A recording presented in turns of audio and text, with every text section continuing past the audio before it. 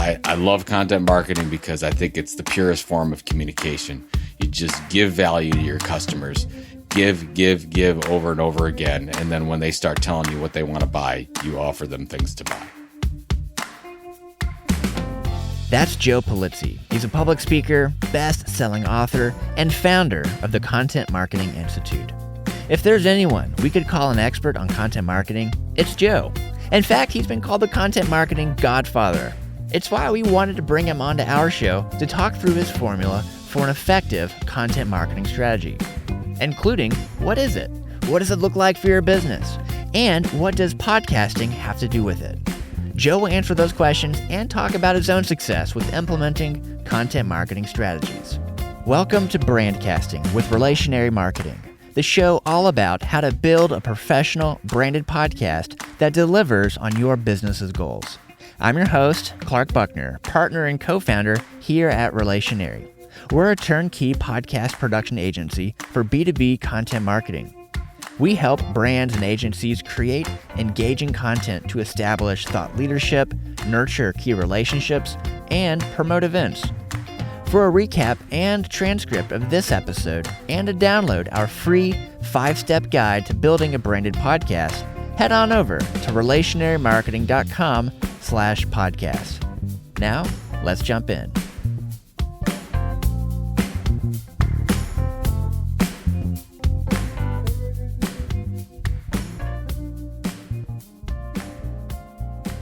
I am the founder of the Content Marketing Institute as well as the Orange Effect Foundation, and I am super excited to be here today.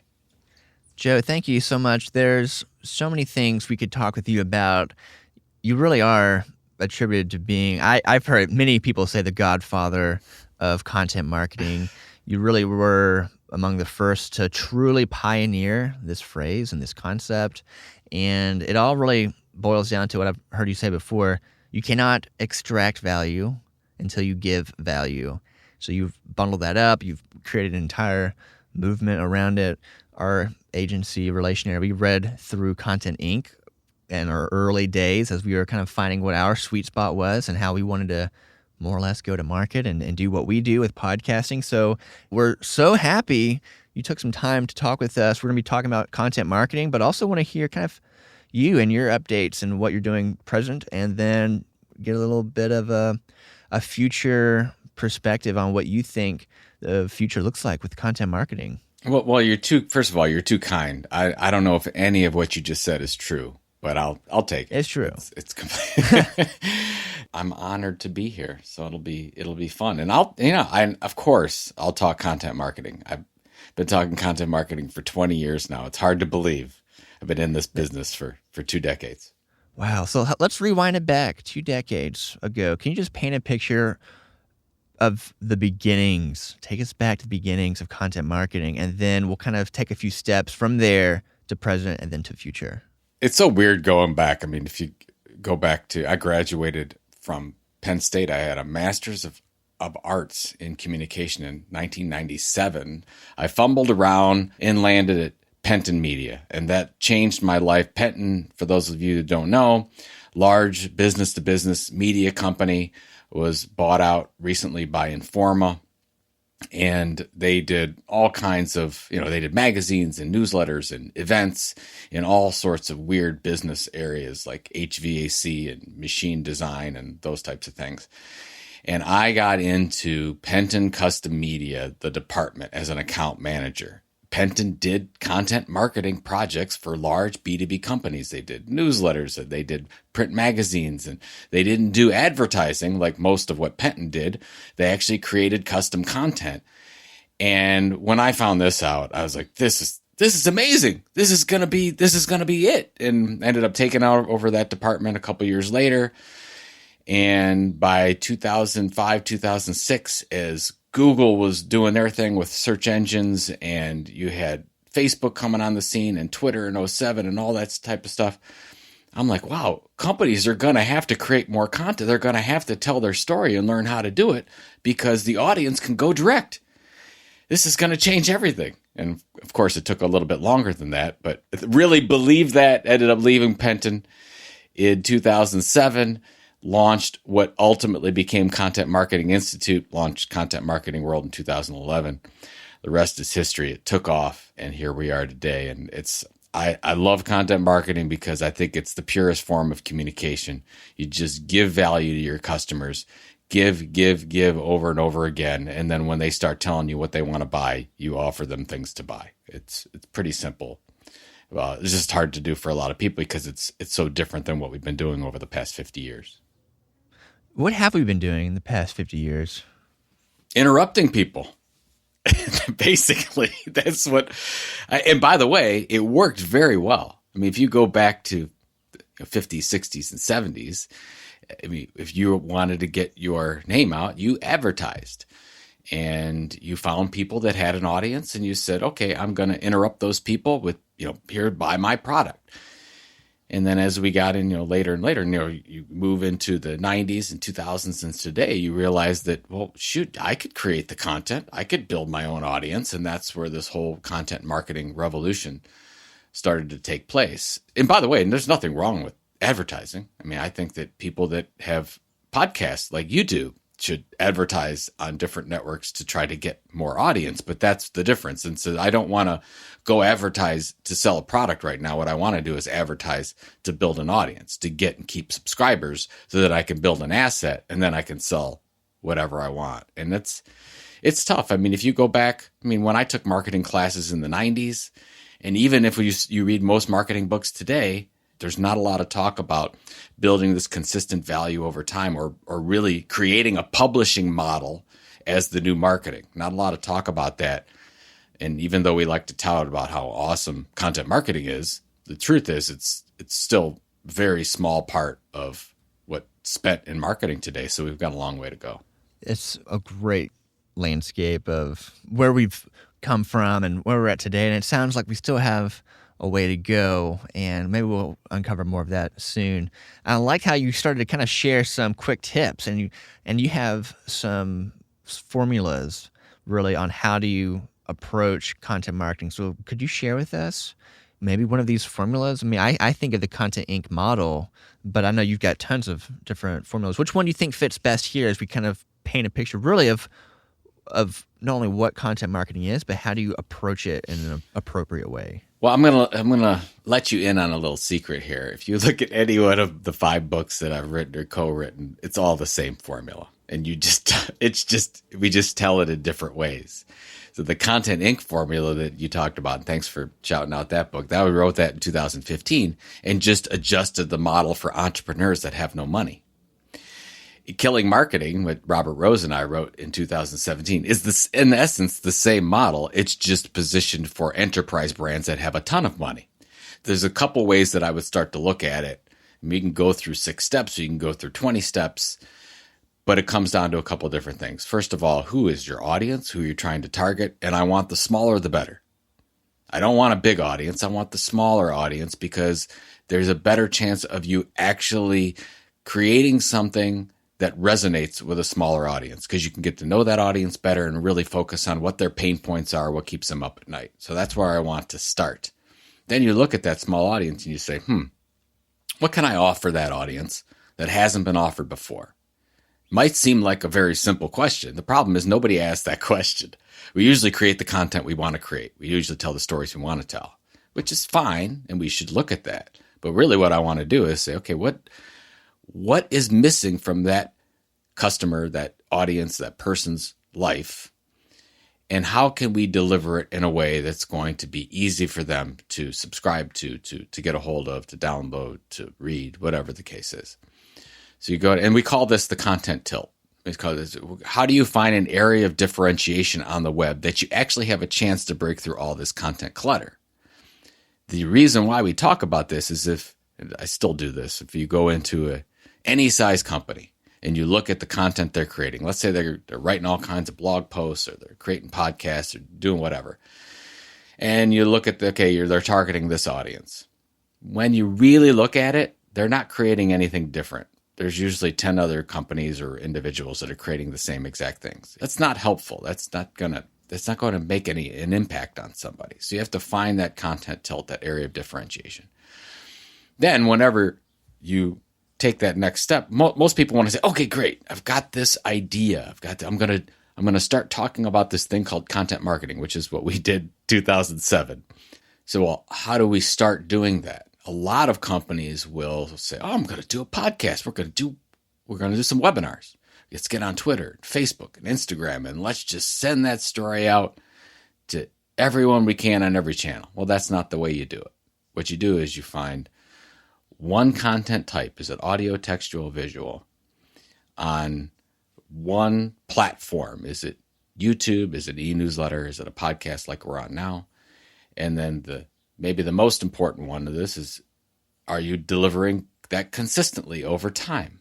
If you say, Joe, I want to do this and I'm only going to do it for 6 months, what can I expect? I would say, don't expect much.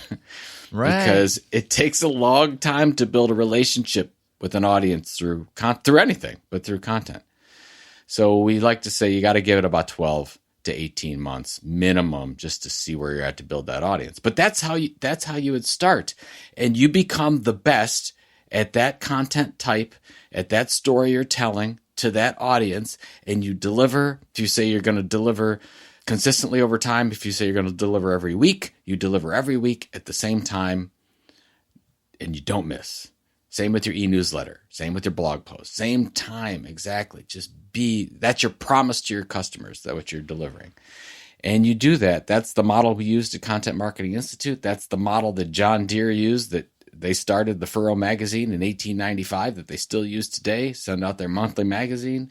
That's what Arrow Electronics does in the B2B space, and they've done a great job with all their brands, and they're not, being the number one resource for electronic designers. On and on and on. Doesn't matter. That's what I love about content marketing. In essence, it's such a simple model, and it's hard to do because, first of all, it is so simple. And the second thing is, it just takes time. And a lot of people don't have the patience to stick with it over time. And if we would have not had patience at Content Marketing Institute, and we would have said, this blog is not working, and we only were giving it 18 months, we wouldn't have worked. But we waited another year later, and things blew up. That's how quickly things can happen. But a lot of people don't have that patience. It's interesting when you talk about the 12 to 18 months timeline it usually takes. It's funny because we've had some prospective new clients who are kind of interested in podcasting, and they say, how about we just try out 3 episodes? We'll see how it does. Yep. How often have you heard a similar all the time. ask? I actually love hearing that. When I used to sell, I used to basically sell content marketing projects, mostly print magazines. And somebody would come in and say, I want to do a test run. Can we do 2 issues? And I would say, no, you can't do 2 issues because they're not going to be successful. You're not making a commitment. This is not an ad you're running here. Even if it was an ad, I would tell them they have to do more than 2. You are trying to change the behavior of a group of people. Do you really think touching them twice is going to make any difference at all? No. And I look at goal setting and forming habits. If you believe it or not, there's a study that happened in 2009 that says it takes an average of 66 days to form a habit. Let's just say that's true. And somebody wants to change their behavior. You want to change somebody else's behavior. You could say you have to deliver something to them 66 times. And I can attest to that because when Robert Rose and I did This Old Marketing Podcast, we did 211 issues or 211 episodes. And I would say that probably by the middle of year 2, which would have been 80 or 90, is when it really started to take off. Now, a lot of people are going to be saying, come on, Joe, I'm 80 episodes. But seriously, that was about a year and a half. It takes. So I love the challenge of somebody saying, like, can I do something small? And I would say, well, for what purpose? Do you want a sample? Do you need to get permission from your chief marketing officer to do something like this? Or are you just not sure? Because if it's because you're not sure, that's marketing. Nobody's sure. There's no sure thing in marketing.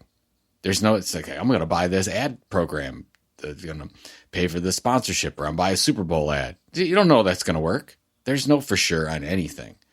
Now, what I like about content marketing more than advertising is that even though we're both not sure if they're going to work, by the end of my content marketing initiative, I probably built an audience of some kind, have a subscriber base that ultimately we can monetize or do something with. And you know what you've done? You built an asset.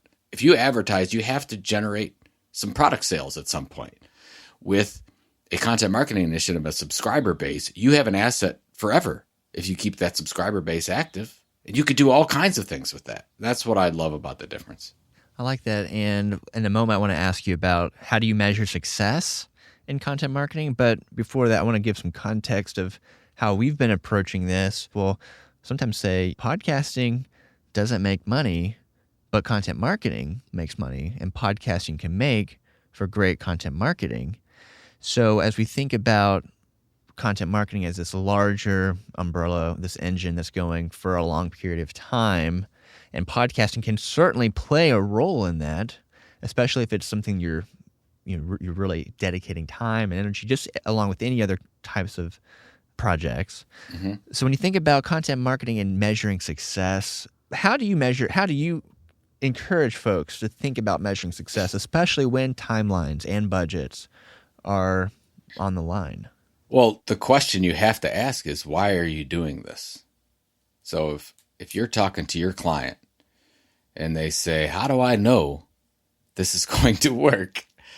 I would like to say, well, what's your marketing goal for doing this? You have an audience goal. I mean, hopefully you do. You have an audience and you have something that you want to change in them. They're thinking on something, or you want to be additive to their life in some way. So that's what you build your content marketing mission statement. You have a goal for them. But if you have a marketing goal behind it, what are you trying to do? Are you trying to sell more widgets? Are you trying to create better customers that maybe are more loyal? Are you trying to create a better yield so that you create better customers by them buying more stuff than people that don't listen to your podcast or read your newsletter? Are you trying to actually monetize it so you can actually make money off of your podcast? Because you can do all the things a media company does. Once you build an audience, you can sell advertising and sponsorship, and you can have sponsors of your podcast, and you can sell subscriptions and products and things that you never thought before that you would sell because you have an audience. So that leads you to all sorts of different revenue. But that's what I would say. So if you say, how do I measure success of content marketing? I would say, okay, what's your goal? Say that you want to create more loyalty in your customers. It's like, okay, great. Then that's what we need to measure. So let's start right now. So where's our loyalty at right now? What do these customers do? What do most of our regular customers do? And then what we want to do is measure what customers are doing that listen to the podcast, that read the newsletter. I'll give you an example. TD Ameritrade, online brokerage, big online brokerage now. They created a magazine years ago called Think Money Magazine. It's a print magazine. They send it out quarterly, and it goes to heavy traders that trade a lot of stocks and bonds and derivatives and all kinds of stuff.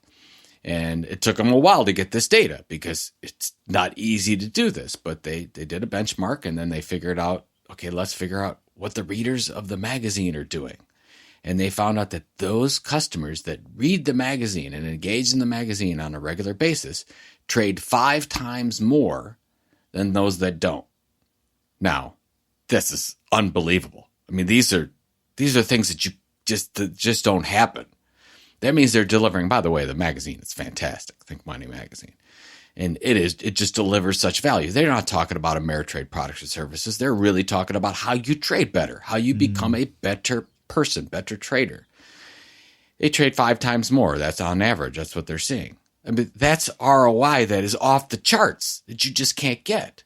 Well, why are they getting that? Because they're delivering content that nobody else is delivering.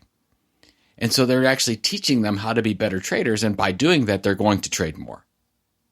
So that's just a very simple way to look at that. That's just one thing that you could do. As you get more experienced and you start diversifying your product line and you move from one type of content product, let's say a podcast, to an e-newsletter, to a webinar program, to an event, to a print magazine, to all these other things, then you could have 10, 12, 14 different ways to measure your content marketing. And that's basically what we did at Content Marketing Institute. It's like, oh, chief content officer, that created better customers. Those are our best customers that actually went to Content Marketing World and spent more money. And then we monetized the newsletter and the podcast directly, and we sold training products to this audience and all types of other things. And that's from 6-7 years down the road. So that's how you can expect to go from, oh, I'm starting one thing here, and then you diversified your product line just like a media company does.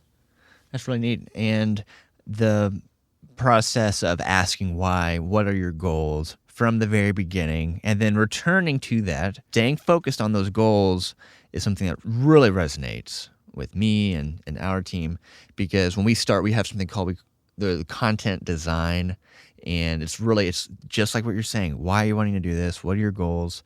The audience, all of that. And you talk about monetization, and that is such a huge phrase. Anytime we host a meetup in Nashville with our Nashville Podcasters meetup, when you put the word monetization in there, people come out of the woodwork. Everyone wants to talk about monetization. Yeah. And an interesting way to look at podcasting and through our lens, and I'd love to hear your thoughts on this, is how podcasting can be creating value that maybe isn't necessarily money created from the podcast specifically. Oh. So a couple examples, using it as a way to build the trust, build thought leadership, and staying focused on maybe a smaller audience. It's so great to be reminded by that from you, because we really are trying to create niche content for a select group of folks in an intimate form of podcasting. And we've seen that work really well, even though the audience size might seem small. And on the surface, you see a small audience size, you might think, that's not successful. Well, if you see how it's being used as a vehicle to progress someone down the content marketing funnel, or maybe down the sales funnel, that really comes back to why we named our company Relationaries, because of the relationship nurturing. So you started off this conversation with us talking about influencing people and how that's changed over the years, and it's been such a lovely overview. So as we're starting to wrap up, I definitely want to hear a little bit more on the present of just your life. I think folks are definitely going to be interested in what is happening in your life today, but then I want to close out after that by talking about where you think content marketing will go in the next few years. So before we get to that, what's going on today in your life? I know there's been some changes. You had a healthy exit from this. So what's keeping you busy today? I'm absolutely loving life. I'd always wanted to write a fiction novel, and I did. And I finished the book in January of 19, and it's called The Will to Die. It's in its 4th edit revision right now. We're getting real close to being able to release this thing, so I'm hoping probably by the beginning of 2020 we'll have published. But yeah, I'm looking to get out there. I've got a newsletter going out, joepulizzi.com/newsletter, where I talk about random things in marketing. A random newsletter. Random newsletter. I just talk about what my thoughts are in marketing. Been thinking about getting back in the podcast game, and then my wife and I started the Orange Effect Foundation in 2014, and basically we provide grants to right now about 130 kids in 28 states for speech therapy services that they couldn't afford, and a lot of these kids are on the autism spectrum, and so a lot of my free time is spent trying to raise money to get kids speech therapy so they can communicate and be as normal as they want to be, whatever normal means. Excellent. Well, this has been such a joy to get to talk to you and hear the past, the present, and now just a little touch on the future. So if you had to leave us with something, especially as it relates to what is coming down the future from the 2 decades you've seen in the past, what do you think the future holds for content marketing? It's so funny.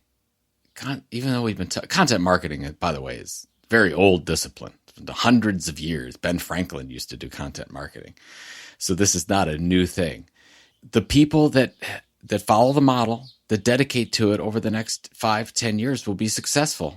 Those companies that want to be innovative will be doing content marketing projects and delivering value outside of the products and services that they currently offer. And those that don't will be advertising, and they're not going to be innovative, in my opinion. I think there's a huge potential. By the way, you'll love to hear this. I think the greatest potential right now is in audio. It absolutely. I know it's true. I'm not even saying that. Awesome. I just say that for you. We believe it too. It's absolutely true. It's the most intimate way to communicate. It's the best way to connect with your audience. And it's the only medium right now that you can multitask. So you can run, you can work out, you can mow the lawn, and you can listen to podcasting. And I think there's a huge potential there. And the thing I believe in podcasting so much, because when Robert and I started our podcast in 2013, everyone would come up to us after speeches or Content Marketing World, and they say, Joe, we love your book. Joe, we love your newsletter. Joe, we love your blogs. Joe, we love Content Marketing World. Once the podcast started, it all stopped. It all moved to Joe, we love the podcast, and that became our very best audience. And it's anybody can do this, but as we just talked about, it just takes time and patience and finding a niche, focusing on being the best friend of that audience and not letting them down. And it just comes to basic human nature. And so Love it. All the automation and all the AI and all that stuff is still going to happen, but it doesn't affect the model. The model will continue to go on just as the way we talked about it. Joe, thank you so much again for taking the time. We really appreciate it, and we're looking forward to your new podcast. Here we go. I hope to be back. I really enjoy it. So hopefully in the next couple months, I'll be back on the airwaves. Thank you, sir. Thank you. Hey, thanks so much for listening to Brandcasting with Relationary Marketing.